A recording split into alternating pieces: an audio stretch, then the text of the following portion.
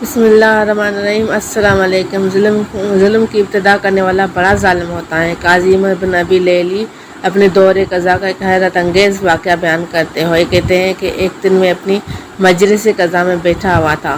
میرے پاس ایک بڑھیا اور ایک جوان عورت آئی۔ بڑھیا تو آتے ہی بولنے لگی، پھر وہ لڑکی بولی کہ اللہ تعالیٰ قاضی کو نیکی عطا فرمائے، اسے کہیے کہ یہ چپ ہو جائے، میں اپنی اور اس کی بات کروں گی، اگر میں کہیں بھی غلطی کروں تو یہ بڑھیا مجھے ٹوک دے۔ قاضی نے بڑھیا کو خاموش کرایا۔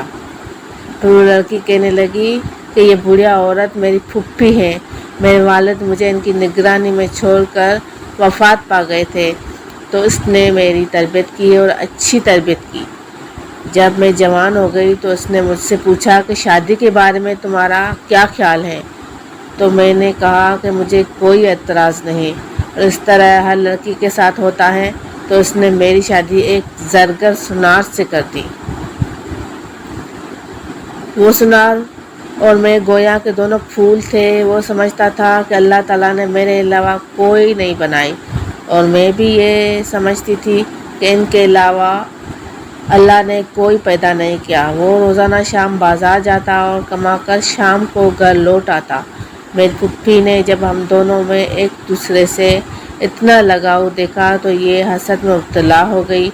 ایک دن اس نے اپنی بیٹی کو خوب بناؤ سنگار کیا اور میرے شوہر کے آنے کے وقت سے میرے پاس بھیجا، تو میرے شوہر کی جب اس پر نظر پڑی تو اس نے میری پھوپھی سے اس کا رشتہ مانگا۔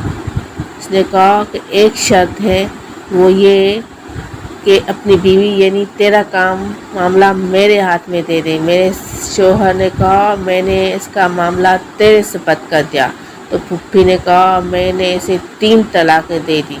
میں اس کے بعد پھوپھی نے اپنی بیٹی کو نکاح زرگر کے ساتھ کر دیا، اور وہ اس کے ساتھ بھی اسی طرح رہنے لگا۔ صبح جاتا اور شام کو لوٹ آتا۔ جب میری عدت گزری تو میں نے اسے کہا پھوپھی جان، اگر آپ اجازت دیں تو میں آپ کا گھر چھوڑ کر کہیں اور منتقل ہو جاؤں، تو اس نے کہا ٹھیک ہے، میں دوسری جگہ منتقل ہو گئی۔ میری پھوپھی کا شوہر کافی عرصے سے غائب تھا۔ جب وہ واپس آیا تو اس نے میرا آپ ہی پوچھا کہ بھتیجی کہاں ہے، تو پھوپھی نے بتایا کہ اس کی شادی ہو گئی تھی، وہاں سے طلاق ہو گئی، وہ دوسری جگہ رہ رہی ہے۔ تو اس نے کہا کہ اس پر جو مصیبت گزری ہے ہمیں اس کی تسلی کے لیے جانا چاہیے۔ مجھے اس کے آنے کی اطلاع ملی تو میں نے خوب بناؤ سنگار کیا اور اس کے سامنے آئی۔ اس نے مجھے سلام کیا اور میری اس مصیبت پر مجھے تسلی دی، اور پھر کہا کہ میری کچھ جوانی ابھی باقی ہے، اگر تجھ سے نکاح کر لوں تو تجھے اعتراض تو نہیں؟ میں نے کہا کہ مجھے کوئی اعتراض نہیں، لیکن پھوپھی کا معاملہ میرے سپرد کر دو۔ اس نے میرے سپرد کر دیا تو میں نے اسے 3 طلاقیں دے دی۔ چنانچہ پھر وہ کسی مسافر کی طرح اپنا سامان لے کر میرے گھر منتقل ہو گیا۔ اس کے پاس 6000 درہم بھی تھے۔ کچھ عرصے وہ میرے ساتھ رہا اور بیمار ہو کر مر گیا۔ جب میری عدت گزر گئی تو میرا پہلا شوہر آیا اور تعزیت کی۔ جب مجھے اس کے آنے کا معلوم ہوا تو اس نے خوب بناؤ سنگار کیا۔ پھر اس کے سامنے آئی، اس نے مجھ سے کہا اے فلانی، تجھے معلوم ہے کہ مجھے دنیا میں سب سے زیادہ محبوب اور عزیز تھی، اب تو رجوع کرنا بھی ہمارے لیے حلال ہو گیا ہے، تمہاری کیا رائے ہے؟ تو میں نے کہا کہ مجھے کوئی اعتراض نہیں، مگر میری پھوپھی کی بیٹی کا یعنی تمہاری بیوی کا معاملہ میرے ہاتھ میں دے دو۔ تو اس نے اس کا معاملہ میرے ہاتھ میں دے دیا، تو میں نے اسے 3 طلاقیں دے دی۔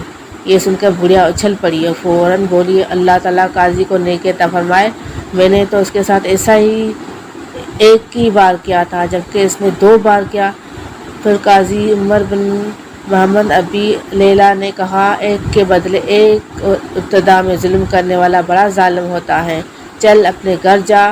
بحوالہ مومنات کا قافلہ اور ان کا کردار حاصل سچ ہے، جو دوسروں کے لیے گڑھا کھودتا ہے اس میں وہ خود گرتا ہے۔ لہٰذا ہر انسان کو چاہیے کہ وہ ظلم سے ہمیشہ پرہیز کرے اور اس واقعے سے عبرت پکڑنی چاہیے۔ اللہ تعالیٰ ہم سب کو سمجھ عطا فرمائے، آمین یا رب العالمین۔